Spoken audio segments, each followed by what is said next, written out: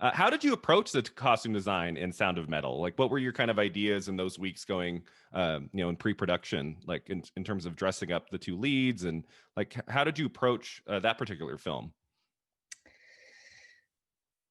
I was one of the things that interested me in the film in the first place, besides the fact that he goes through this incredible transformation and it delves so deeply into that character that Riz plays, Hmm. Ruben, Yeah. deals with so many themes of like loneliness and codependence and, Hmm. obsession with your work or your, talents and then addiction. And then how do you find who you really are through all that? And especially when you're forced into it by something like hearing loss. Hmm. So that was very interesting to me, but I was also very interested in the fact that it explored this underground kind of punk noise, metal, like Hmm. hardcore scene, because that was something that I was very into in high school and college. Okay. Yep. Um, I spent all these years going to like dirty basement shows and, uh, I just loved that kind of music.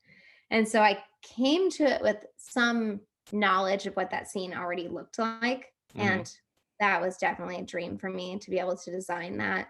I've also seen a lot of movies about that similar world that I thought were poorly designed. So anyway, I wanted to have an opportunity to put my own stamp on something like that. But that being said, I had been out of that scene for more than 10 years. So So you had to research a little bit.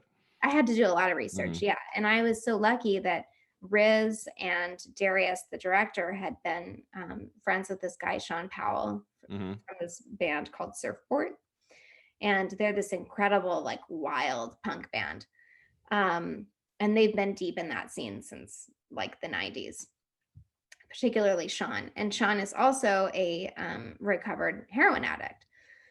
So he came to it from a very personal place. And a lot of the design aspects of that film came from the time I spent with Sean, talking to him about the scene, uh, talking about like what bands would be influencing Ruben and Lou's music, Hmm. and wanting to find bands that weren't like Metallica.